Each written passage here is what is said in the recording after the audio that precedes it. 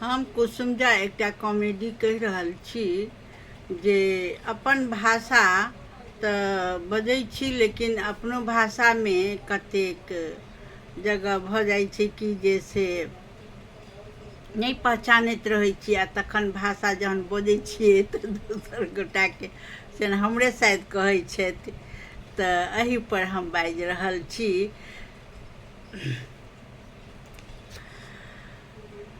की कहू ये बहिना, हम भाजी लाबऽ गेल छलहुँ हेँ, अपन मैथिल भाषा बाजैत रही। ई जे भाजी वालीके कहलियै कि यै से केना दै छियै परवल, तऽ दोसर गोटा जे रहथिन कि ने से ओहिठुना से 1 पाव भिंडी आ 1 पाव परोर लैत रहथिन। तऽ हमरा नहि बुझल लाग कि जे हमरे भाषा मैथिली वाली छथिन। तऽ हम कहलिए भाजी वालीके कि 1 पाव हमरा कहलक कि जे 20 रुपैया में। तो हम ओकरा कहलिए कि पाव नहीं लेगी, मैं 1 केजी का भाव बोलो।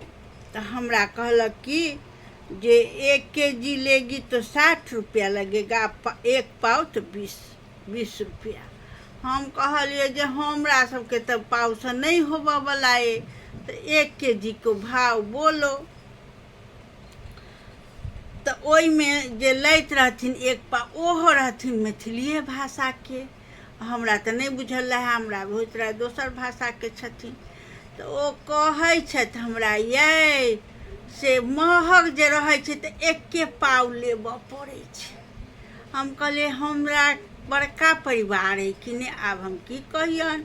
उनका भेलन कि जे हमरे जिया कहैए। हम कहलिए हमर सबके बड़का परिवार छै ने, ताहि दुआरे 1 किलो हमरा सबके लेबऽ पड़ैया।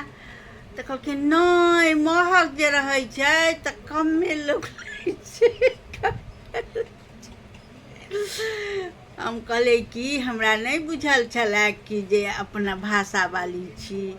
हाँ, एतऽ तऽ भरल छै एहि भाषाके लोक सब, अहाँके नहीं है पता। हम कहलिए हमरा नहीं पता छलै।